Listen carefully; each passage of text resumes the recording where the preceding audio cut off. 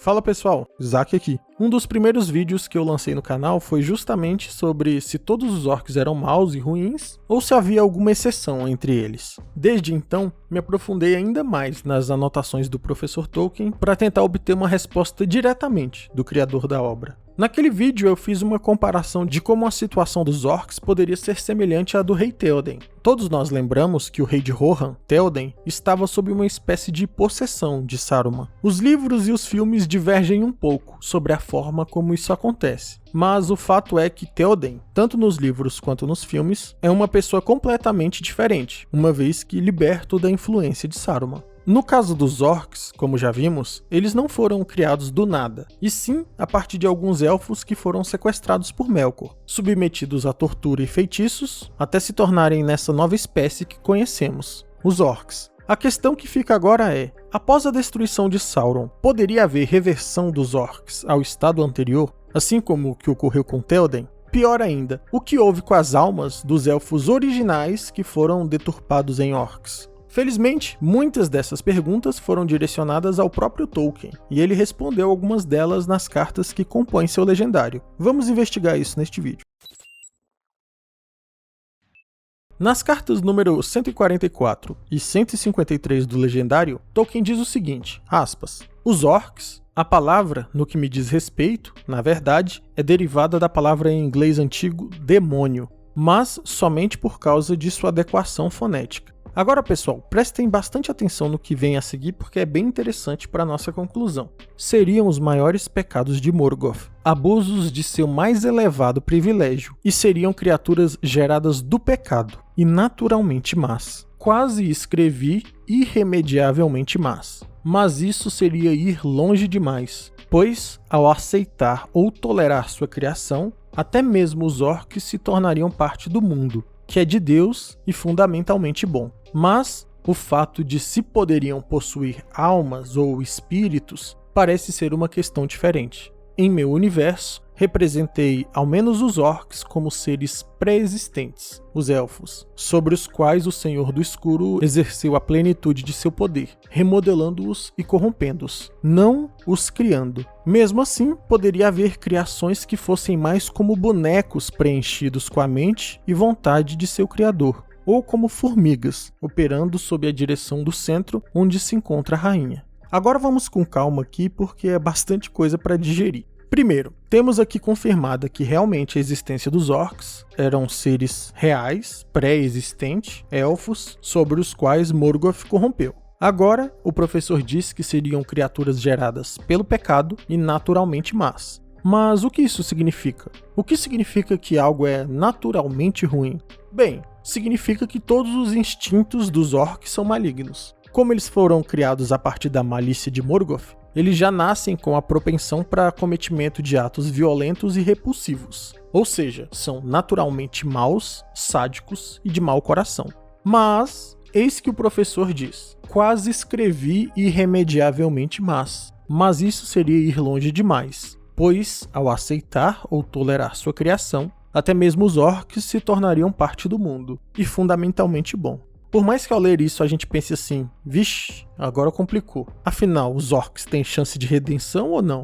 A resposta vem a seguir, mas o fato de se poderiam possuir almas ou espíritos parece ser uma questão diferente. Poderia haver criações que fossem mais como bonecos preenchidos, com a mente e a vontade de seu criador. Beleza, isso responde bastante. Vejamos. Os elfos foram capturados, corrompidos e se transformaram nos orcs que já nasceram, nas palavras do professor, naturalmente más. Porém, ele também nos diz que possuir alma ou espírito é uma questão diferente. São bonecos preenchidos com a mente e vontade de seu criador. Paramos por aqui por enquanto.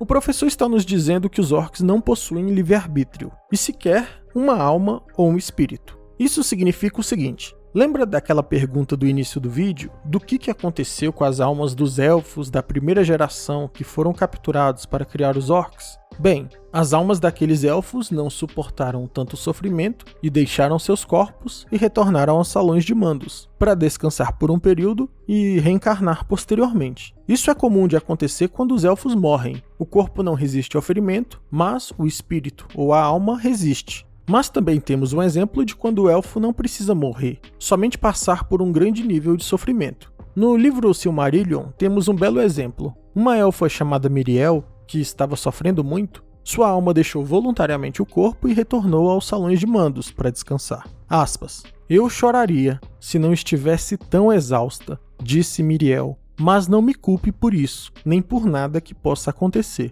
Ela foi então para os jardins de Lórien, onde se deitou para dormir. No entanto, embora parecesse estar dormindo, seu espírito de fato abandonou o corpo e passou em silêncio para os salões de mandos. Essa hipótese dos espíritos dos elfos terem abandonado o corpo é a mais plausível, considerando que Morgoth não é maior que Ilúvatar e, portanto, não pode decidir o destino das almas dos mortais. Na verdade, nenhum dos Valar possuem esse poder, tão somente Ilúvatar. Tanto que no único caso em que um homem foi morto e trazido de volta à vida em toda a obra, um sujeito chamado Beren, os Valar Manwë e Mandos não puderam fazer isso por conta própria. Eles precisaram conversar e pedir diretamente a Ilúvatar, pois somente ele poderia realizar este feito. Portanto, uma vez que os espíritos dos elfos sequestrados por Morgoth tenham abandonado o corpo, aquela casca foi ocupada somente por um instinto bestial e maligno, considerando que Morgoth inseriu neles parte de sua própria energia vital. Entretanto, como os orcs são, segundo a palavra do professor, bonecos preenchidos com a mente e vontade de seu criador, talvez, após a destruição de Morgoth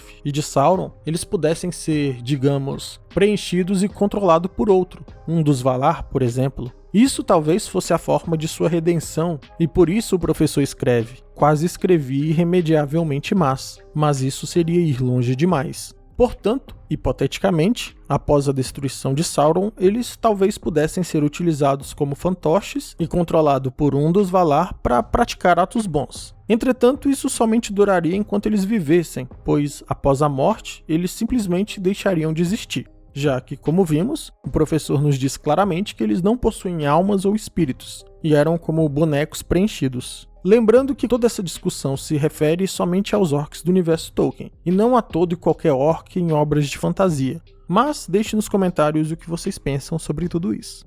Para finalizar, eu deixei para o final uma citação mais completa das cartas número 144 e 153 do Legendário, porque alguns poderiam não ter paciência ou vontade de ler. Aspas. Visto que os orcs são servos do poder escuro e posteriormente de Sauron, nenhum dos quais capazes de produzir criaturas vivas, eles são corrupções. Neste universo, o Criador concedeu poderes subcriativos especiais a certos de seus mais elevados seres criados, ou seja, os Valar. Essa seria uma garantia de que àquilo que eles planejassem e criassem seria concedida a realidade da criação.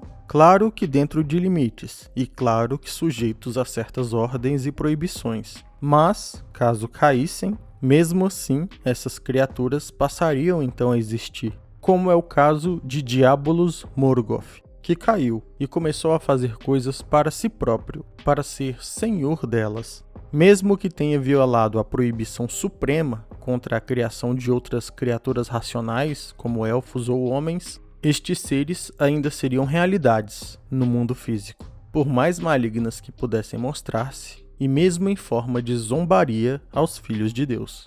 E com isso chegamos ao fim de mais um vídeo. Se você gostou, não deixe de se inscrever e deixar um gostei para ajudar o canal. Para mais conteúdo relacionado ao Senhor dos Anéis, me segue no Instagram no endereço que está na tela. Um abraço e até o próximo vídeo.